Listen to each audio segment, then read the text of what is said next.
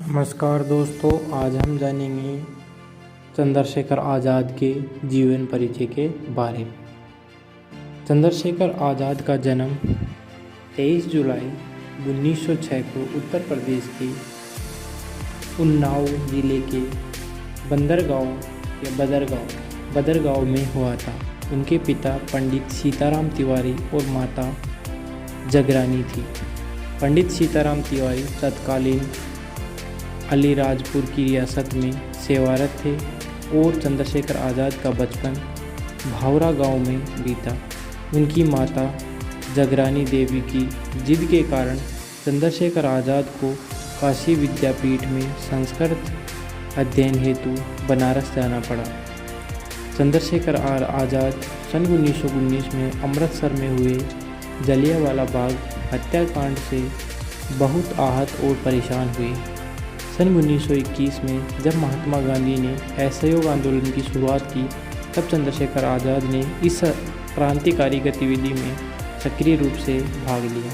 उन्हें 15 साल की उम्र में ही पहली सज़ा मिली।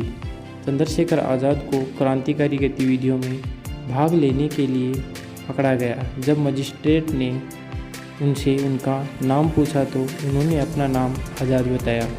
चंद्रशेखर आज़ाद को 15 कोड़ों की सज़ा सुनाई गई।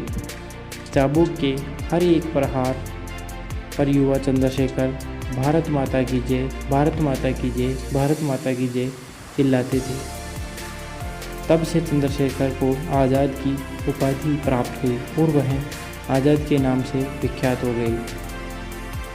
स्वतंत्रता आंदोलन में कार्यरत चंद्रशेखर आज़ाद ने कसम खाई थी कि वह ब्रिटिश सरकार के हाथों कभी भी गिरफ्तार नहीं होंगे और आज़ादी की मौत मरेंगे। असहयोग आंदोलन के स्थगित होने के बाद चंद्रशेखर आज़ाद और अधिक आक्रामक और क्रांतिकारी आदर्शों की ओर आकर्षित हुए।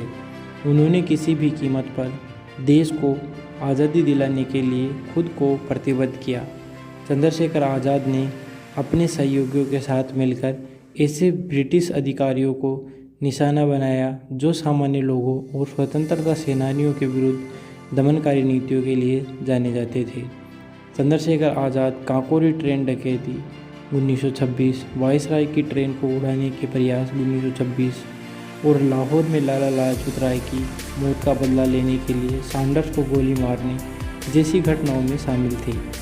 चंद्रशेखर आज़ाद ने भगत सिंह और दूसरे देशभक्तों जैसे सुखदेव और राजगुरु के साथ मिलकर हिंदुस्तान समाजवादी प्रजातंत्र सभा का गठन किया। इसका उद्देश्य भारत की आज़ादी के साथ भारत के भविष्य की प्रगति के लिए समाजवादी सिद्धांतों को लागू करना था। मौत अपनी क्रांतिकारी गतिविधियों से चंद्रशेखर आज़ाद ब्रिटिश पुलिस के लिए एक दहशत बन चुके थे। वह उनकी हिट लिस्ट में थे और ब्रिटिश सरकार किसी भी तरह इन्हें जिंदा या मुर्दा पकड़ना चाहती थी। 27 फरवरी 1931 को चंद्रशेखर आज़ाद इलाहाबाद के अल्फ्रेड पार्क में अपने 2 सहयोगियों से मिलने गए थे। उनके एक मुखबिर ने उनके साथ विश्वासघात किया और ब्रिटिश पुलिस को इसकी सूचना दे दी। पुलिस ने पार्क को चारों ओर से घेर लिया और चंद्रशेखर आज़ाद को आत्मसमर्पण का आदेश दिया। चंद्रशेखर आज़ाद ने अकेले ही वीरतापूर्वक लड़ते हुए 3 पुलिस वालों को मार गिराया, लेकिन जब उन्होंने स्वयं को घिरा हुआ पाया और बच निकलने का कोई रास्ता प्रतीत नहीं हुआ तो भारत के इस वीर सपूत ने स्वयं को गोली मार ली।